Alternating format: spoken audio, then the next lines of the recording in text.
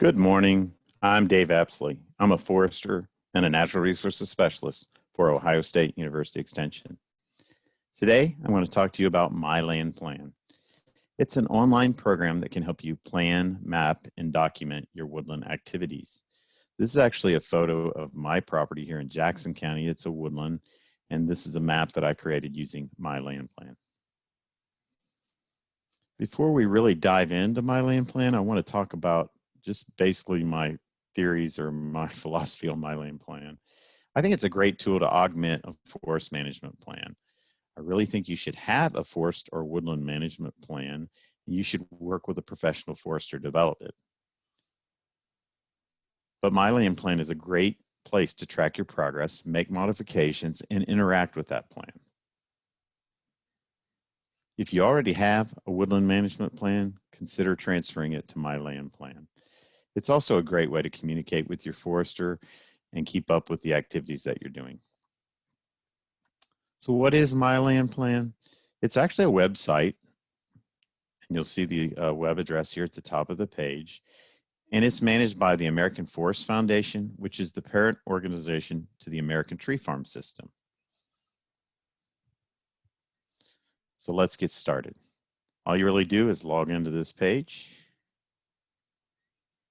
And it's going to ask you to create or to enter your data and to create an account. These accounts are free. There's no charge. So just enter your data, create a password. Remember your password. I always struggle with passwords. I have multiple My Land Plan accounts because I like to teach from them. And this is what it looks like when you get in after you've traced a property boundary. You can have multiple properties in here. This is my 30-acre property here in Jackson County. It's kind of the entry screen. So if you're new to My Land Plan, you're going to click on this button called Add Property. And there's nice tutorials. So you're going to give your property a name and provide some information. It's pretty simple to fill out. Hit continue and add a new boundary.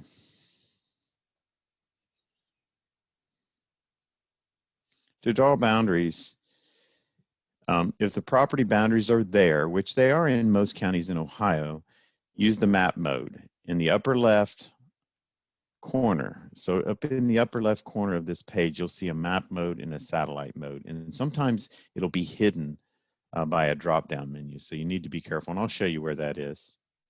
If you don't have property boundaries on the map, then go to the satellite mode and pick out the areas that you know and trace the approximate boundary locations. Make sure the terrain box is not checked. The terrain box gives you topographic features and it will hide your property boundaries. And then if you use the plus and minus key, it'll allow you to zoom in or zoom out. And then it's simply a crosshair will pop up. You put the crosshair on the map, you click at the points along the boundary, and you trace your way around the boundary. I'll actually record a separate live video interacting with My Land Plan once we're done with this to share. And then you just trace that boundary. When you get to the ending point, you double click and it'll put your property in there. And the boundary will appear in blue. It'll also give you the approximate acreage in the upper left-hand corner. So let's see what it looks like. Here's my property boundary after it's traced in. This is a pretty straight line across the bottom. All I had to do is click here with the crosshair, move across, click again, and work my way around to get the boundary in. You'll see the map and satellite buttons up here. And this little arrow, if that arrow is clicked, there's a drop-down menu that will cover the map and satellite buttons. So click on that button again if you don't see the map and the satellite buttons. And again, you want to be in the map mode. And if you look carefully, you'll see these gray lines. Those are actually parcel boundaries. Mine, of course, are hidden under the blue line. So once we get done with entering our map, we can turn back on the map mode or the satellite image, and you can see the property boundary traced onto my property with the wooded property image there. So it's a great tool. You can kind of see what things look like. If you want to edit boundaries, you just click on, you go back into that map mode, you click on that property boundary, and you can actually drag these dots around to fix things, move them as needed. You can switch back between satellite and map mode if you say, gosh, I know that the corner of that building or this road right here is the edge of the property. The other thing, if you want to get sophisticated and you can find the GPS coordinates, you can click on one of these points and actually enter the appropriate GPS coordinate. So if you use something like Avenza and got the GPS coordinate and you know the map's not quite right, you can actually enter that GPS coordinate for that point and it will move that point to the location that the GPS coordinates indicate.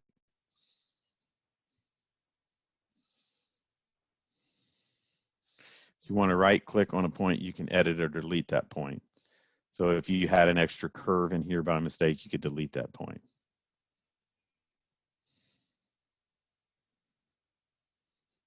So the next thing you want to teach you is how to add some features. Things like points, that's just a tree or a tree stand where you like to hunt, or a campsite, or maybe a hazardous area like a well, or a place where you found a historic site.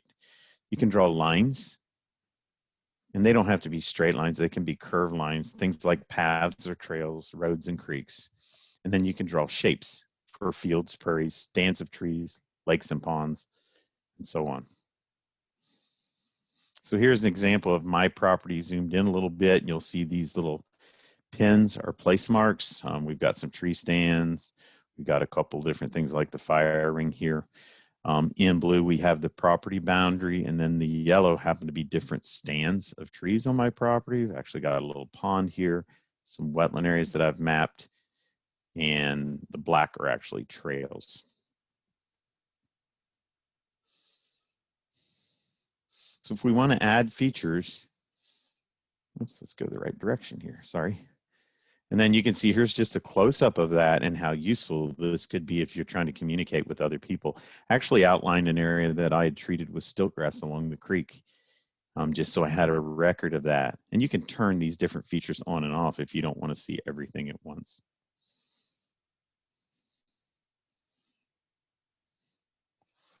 Once you click on an area, it'll actually give you the acreage. So once we trace the boundary of an area, this is a forest stand, you can actually name it, change details, move lines and stuff around. But what's really neat is it actually calculates the acreage of that area. And I've practiced with it quite a bit. This is a small little garden area that I've got. It's only 0.03 acres. And I was able to trace around that, measure it, and compare it to these results. And it's pretty precise. I'm really, really happy with it. For things like trails, you can actually add features and click along a trail that you know exists, and it'll actually calculate the distance and track it. If I wanted to track the distance or measure the distance of my driveway, I could do that. So it's pretty valuable if you want to know how big a forest stand is, or if you've got a food plot you need to fertilize and know how big it is. It's got some great capabilities. And then again, if you have a place mark, for instance, a really big tree on your property or a tree stand, you got there with Avenza or even just your phone without Avenza, you can actually get the GPS coordinates. And you'll notice these are in decimal format. You can modify these things to move that point, because sometimes with the satellite image, you're guessing where it is. But once you get the actual point, you can actually save that on your phone. It's a little tedious, takes a little time, but you can actually put the right point GPS coordinates in there, and it'll move the point or the pin where it needs to go.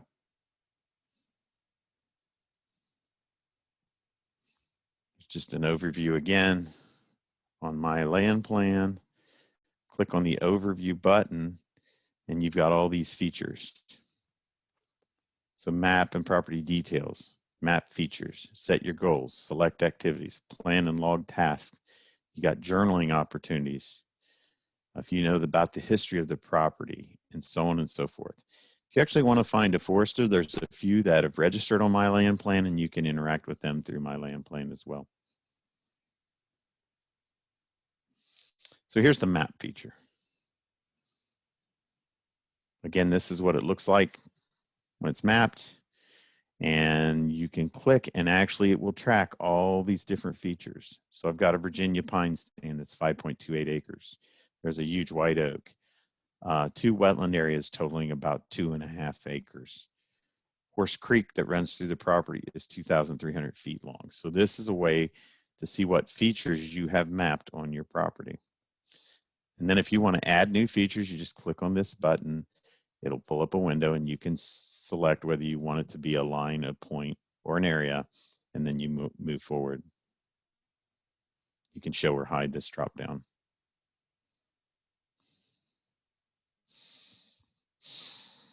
For goals and activities, the American Tree Farm system is really good and really encourages people to have goals and activities that help you enjoy it, protect it, make it healthy, and even profit from it, and thinking about legacy and how you might pass it on. And they've actually got some standardized goals that you can pick from and include in your land plan, or you can create your own goals under these broad topics. As far as a task list, you can actually enter things that need done, like freshen the boundary paint. It's planned. You've got a date, and you can actually set a reminder date. You want to plant trees, you want to create rabbit habitat, and so on and so forth. And then once they're completed, you can mark them as completed. So if you've got a management plan and you're a county auditor and you're in CAUV and they want you to be able to demonstrate that you're doing active management, what a great place to go. Print off these results or pull it up in their office and show them what you're doing. If you're also in tree farm or other programs, forest tax law with the Division of Forestry, it's a great way to track what you've accomplished. It's also got a really neat feature I like is the journaling feature. Things you can do to control, or things that you're doing and you just want to keep track of. So you can do little journal articles or journal entries that explain what you've done. You can take some pictures, and it's a great place to keep track of it. For me, when I'm doing some invasive species control, sometimes I'm not the best at record keeping. I don't know where I scratched that down on a piece of paper as to what I treated and when I treated it and what herbicide I use.